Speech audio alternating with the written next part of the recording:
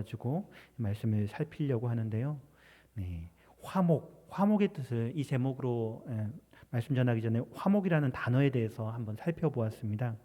화할 화자와 화목할 목자가 합쳐져서 화목이라는 단어가 되었는데요. 그 의미를 살펴보니까 싸움과 다툼이 없이 조화를 이루는 상태를 가리켜서 화목이라고 한다고 합니다. 가정이 화목하고 또 집안이 화목하고 또 교회가 화목하다라고 하면 참 좋은 느낌인데요. 오늘 본문에서 우리가 화목하게 하는 직분을 받았다고, 하나님께 그렇게 직분을 받았다라고 말씀하고 있는데요. 이 말씀의 의미가 무엇인지 차례차례 함께 살펴보려고 합니다. 먼저 고린도후서는 바울이 고린도 교회에 보내는 편지입니다. 여기서 사도 바울은 이전에 고린도 전서를 통해서 문제가 해결된 것을 듣고 그 이후에 권면과 권고를 하는데요. 거기서 한 가지 더 붙여서 거짓 사도들에 대해서 이야기하면서 그들로 말미암아 흔들리지 않도록 가르치고 있습니다. 고린도후서 전체적으로 권면과 권고를 하는 부분이 1장부터 9장까지이고요. 다시 10장부터 13장까지는 거짓 사도의 문제를 집중적으로 다룹니다. 오늘 본문은 2장에서 7장까지 사도의 직분, 사도 바울이 사도의 직분을 이야기하면서 복음과 연관지어서 말하는 부분입니다. 특별히 5장 11절부터 21절까지는 우리가 하나님께 받은 분명한 직분이 있다라는 것을 이야기해 주는데요. 그 직분이 바로 화목하게 하는 직분이다라는 것입니다. 먼저 오늘 본문 11절 말씀을 제가 다시 한번 읽어보도록 하겠습니다. 우리가 주의 두려우심을 알므로 사람들을 권면하거니와 우리가 하나님 앞에 알려졌으니 또 너희의 양심에도 알려지기를 바라노라 라고 사도 바울은 말해주고 있습니다. 여기 주의 두려우심을 우리가 안다라는 표현은 바로 앞 단락에 이어지는 부분인데요. 고린도후서 5장 1절부터 11절까지는 우리가 자주 살펴보는 말씀입니다. 혹시 언제 살펴볼까요? 네, 잘 아시다시피 장례 예배 때 많이 살펴봅니다. 물론 장례 예배 때 하늘에 있는 영원한 집을 기억하고 바라보는 것은 우리의 마음을 참으로 든든하게 해줍니다. 그런데 본질적으로 이 본문이 우리의 직분과 연관된 말씀이고요. 또 그렇기 때문에 주를 기쁘시게 하는 자가 되기를 힘쓴다라는 그 말씀과 연결되어져 있습니다. 그리고 10절에 보시면 우리가 다 반드시 그리스도의 심판대 앞에 나타나게 되어 각각 선악간에 그 몸으로 행한 것을 따라 받으려 함이라라는 말씀이 있고요. 그렇게 모두가 하나님의 심판의 자리에 서게 될 것을 알기 때문에 11절에서 주의 두려우심을 언급하면서 사람들을 권면한다라고 사도 바울은 이야기하고 있습니다. 참고로 주의 두려우심이라고 할 때 여기서 두려움은 잔뜩 움츠린 공포가 아니라 거룩하신 하나님의 거룩하심에 대한 경외심을 이야기하고 있습니다. 그리고 하반절에 우리가 하나님 앞에 알려졌으니 주의 두려우심을 알기에 주님을 경외하기 때문에 이렇게 사람들을 권면하는, 사람들에게 복음을 전하는 우리가 바로 너희의 양심 곧 고린도 교회가 알려지기를 원한다라고 이야기하고 있습니다. 계속해서 12절 말씀해 보시면 그렇게 고린도 교회에 알려지기 원하는 것은 바울이 고린도 교회 스스로 내세우려 하는 것이 아니다라고 이야기합니다. 아마도 고린도 교회 안에 들어와 있던 사람들, 즉 내적인 것에는 관심이 없고 외적인 것만 자랑하는 사람들에게 대답할 말이 있도록 하기 위해서 바울이 자신의 사역, 자신이 어떻게 사역을 하고 있는가, 우리가 어떤 사명을 받았는가, 어떤 직분을 받았는가, 그것을 이야기해주고 있는 것입니다. 이어지는 14절에서는 바울이 만일 우리가 미쳤어도 하나님을 위한 것이고요, 정신이 온전하여도 너희를 위한 것이라고 말하는데, 이것은 14절 상반절에서 그리스도의 사랑이 우리를 강권하시기 때문이다, 그리스도의 사랑이 우리를 붙잡아 지배하시기 때문이다 라고 이야기하고 있습니다. 그리고 14절 하반절에 보시면 한 사람이 모든 사람을 대신하여 죽었은즉 모든 사람이 죽은 것이고, 이어지는 15절에 곧 예수 그리스도께서 모든 사람을 대신하여 죽으신 것은 살아있는 자들로 하여금 다시는 그들을 자신을 위하여 사는 것이 아니라 오직 그들을 대신하여 죽었다가 다시 살아나신 곧 예수 그리스도를 위하여 살게 하려 함이라라고 이야기합니다. 16절은 그리스도께서 우리를 위해 죽으시고 다시 살아나심으로 말미암아서 자기 자신들을 위해서 사는 것이 아니라 예수 그리스도를 위하여 살게 하기 위함이기 때문에 이제부터 어떻게 해야 하는가? 이제부터는 어떤 사람도 육신을 따라 알지 않는다라고 이야기를 합니다. 즉 다시 말하자면 세상적인 관점을 따라서 보지 않겠다라고 바울은 이야기하고 있습니다. 그리고 이어지는 17절에서는 그리스도 안에 있으면 누구든지 새로운 피조물이라고 이야기를 합니다. 세상에는 새 것이 없지만 그리스도 안에서는 새로운 존재다라는 것이죠. 이전 것은 지나갔고 새로운 존재로 하나님께서 예수 그리스도 안에서 우리를 새로운 존재 삼아 주셨다라는 것입니다. 그러니까 우리가 자신을 위한 삶, 그리스도 안에 있다면 이제까지는 자기 자신을 위해서 살아왔었는데 이제 그리스도 안에 있다면 그리스도를 위한 삶으로 전혀 다른 새로운 존재가 된다라는 것을 이야기해 주는 것이죠. 그리고 그 말씀에 이어서 제가 말씀드리고 싶은 하나님께서 우리에게 주신 직분에 대한 부분 18절 19절에서 그 말씀을 하고 있습니다. 18절과 19절 말씀을 함께 읽어봤으면 좋겠습니다. 18절과 19절 말씀입니다. 함께 읽겠습니다.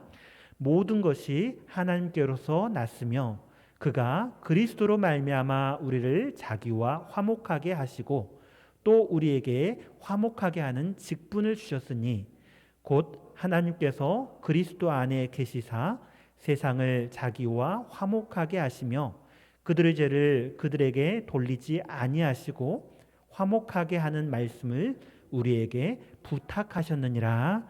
아멘. 바울은 모든 것이 하나님께로부터 난 것이고요.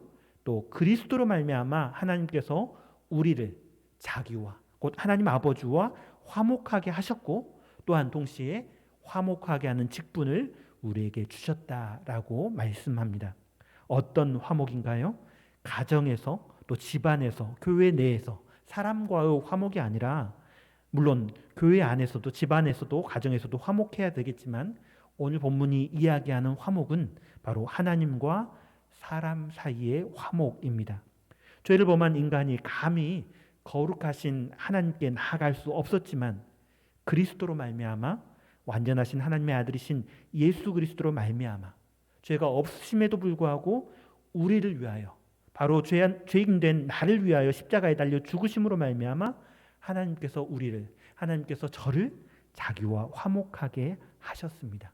이 선언 바로 뒤이어서 바울은 이야기하고 있는데요.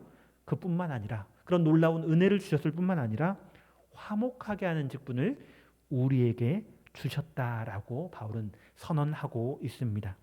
특별히 바울의 인생에 대해서 우리는 잘 알고 있습니다. 바리새인이자 열심당이었을 때 바울이 예수님을 봤을 때 예수님은 증오의 대상이었습니다. 나무에 달려 죽으신 예수 그리스도는 바울이 봤을 때 이단자였고요. 유대교의 이단자였고요. 하나님께 저주를 받아서 그렇게 나무에 달렸다라고 그렇게 바울은 생각했습니다. 또 뿐만 아니라 예수 그리스도께서 부활하신 이후에 제자들이 그것을 증거하는 그 제자들의 말을 수차로 들었겠지만 바울은 그것을 거짓말이라고 생각을 했습니다. 그래서 그분 곧 예수 그리스도를 믿고 따르던 스데반 집사를 죽이는 것에 대해서 바울이 그것을 동의해 주었고요. 죽일 수 있도록 사용할 수 있도록 그렇게 허락해 주었고요. 대제사장에게 권한을 받아서 다메섹까지 그리스도인들 체포하러 쫓아갔었습니다. 바울이 그렇게 했었죠. 그런데 그 바울의 생각이 완전히 뒤집혔습니다. 다메섹 도상에서 예수님을 만난 후에 빛으로 임하신 말씀으로 임하신 예수님을 만난 이후에 그리스도의 십자가가 무엇인가? 바로 모든 사람을 대신하여 죽으신 그것이라는 것을 알게 되었고요. 바울 자신을 위해서 그리스도께서 그렇게 하셨다는 사실을 분명하게 알게 되었습니다. 그래서 이제 십자가에 죽으셨다가 다시 사신 그리스도를 이제는 사도 바울이 섬기게 되었죠. 그뿐만 아니라 어떻게 되었습니까? 그리스도의 사랑에 얽매여서 예수 그리스도를 너무너무 사랑하여서 예수 그리스도를 증거하는 그런 삶을 살아가게 되었는데요. 왜 그렇게 되었나요? 바로 하나님께서 만나주셨고 하나님께서 그를 사랑해 주셨기 때문에 그렇게 된 것이죠.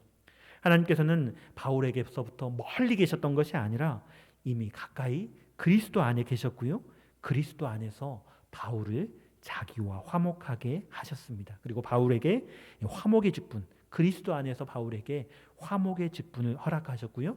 세상과 자기, 곧 세상과 하나님, 세상과 그리스도를 그리스도와 화목하게 하는 그런 직분을 하나님께서 주신 것입니다. 바울에게 하나님께서 그렇게 예수님께서 만나주시고 그렇게 직분을 주셨는데요. 이 직분은 바울에게만 주어진 것이 아닙니다. 예수 그리스도와 함께 있었던 제자들에게만 주어진 것이 아닙니다. 그것은 이제 2000년의 시간을 뛰어넘어서 오늘날을 살아가는 예수 그리스도의 은혜를 알고 깨닫고 하나님을 사랑하는 우리에게도 동일하게 주어진 것입니다.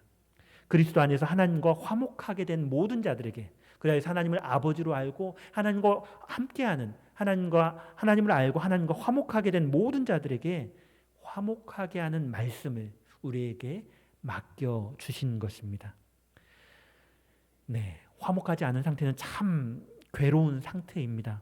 사람과의 관계에서 화목하지 않을 때 어떻습니까? 상호에 대한 신뢰가 없고요, 존중이 없고요, 마치 깨어진 결혼 관계로 비유할 수가 있습니다. 서로 의심하고요, 무시하고요, 폭력이 가득한 것이 바로 화목하지 않은 상태입니다. 사실 모든 죄인들이, 아담 안에서 범죄한 모든 죄인들이 그렇게 화목하지 않은 상태에 있었고 그렇게 불행 안에 거하였는데요.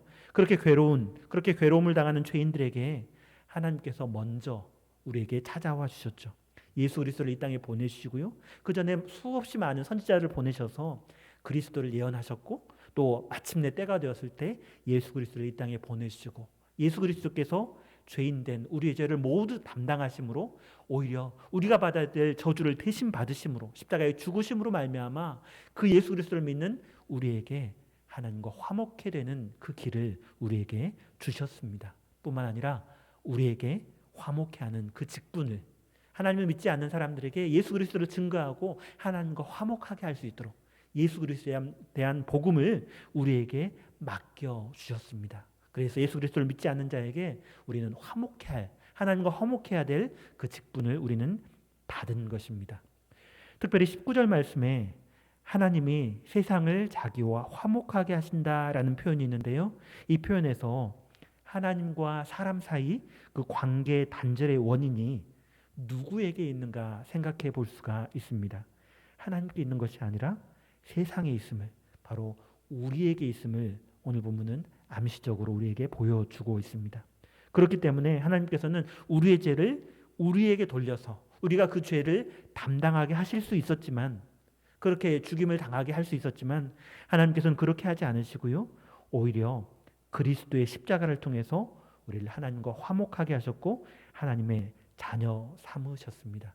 그리고 오늘 본문에 이야기하는 것처럼 그렇게 화목하게 하는 말씀, 복음을 우리에게 맡겨 주셨죠.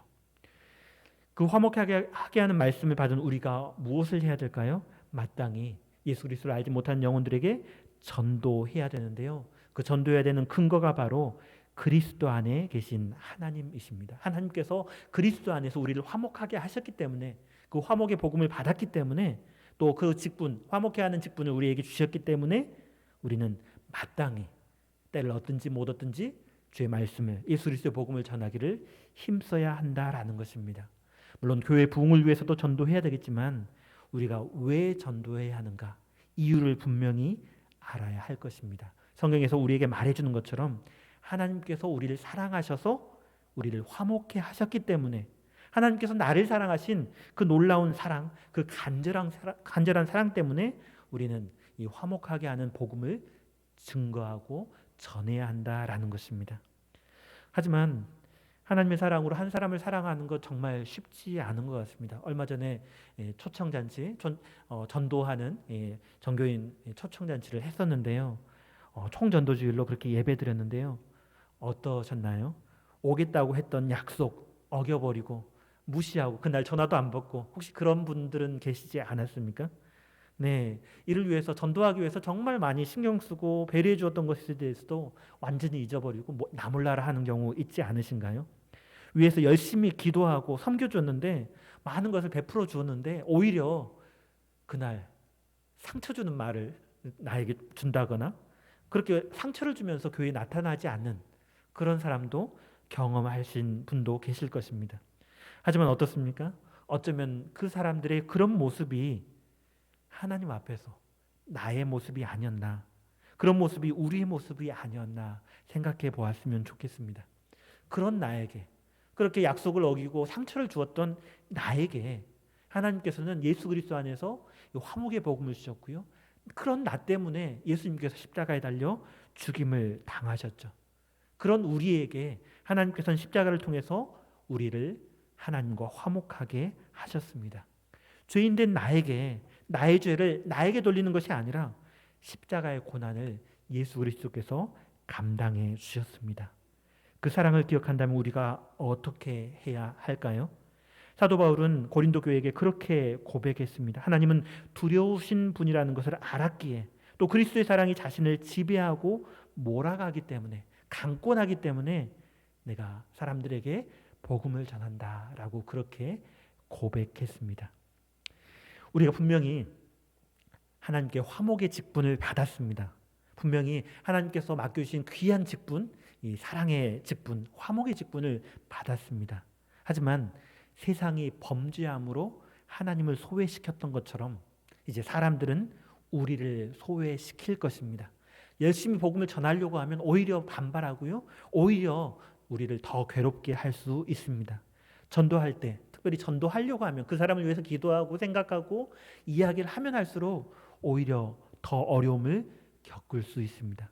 그러나 그럼에도 불구하고 하나님께서는 우리를 예수 그리스도 안에서 그리스도의 십자가로 우리를 화목하셨고요. 우리와 화목하셨고요. 우리에게 화목의 직분을 주셨습니다. 그 직분을 받은 자로서 우리는 힘들어도, 때로는 괴로워도, 때로는 애매한 고난을 당한다 할지라도 이 직분, 주님께서 강권하신 그 강권하심을 의지하여서 힘써 그 사명을 감당하여야 할 것입니다. 우리 풍암전원교회가 이 거룩하신 하나님을 더욱더 경외하며 또 하나님의 사랑에 관건되어서 세상을 하나님과 화목하도록 하는 이 귀한 직분, 하나님께서 예수 그리스도 안에서 우리에게 맡겨주신 그 화목케 하는 직분을 힘써 감당하시는 우리 풍암전원교회 되기를 간절히 축원합니다. 시간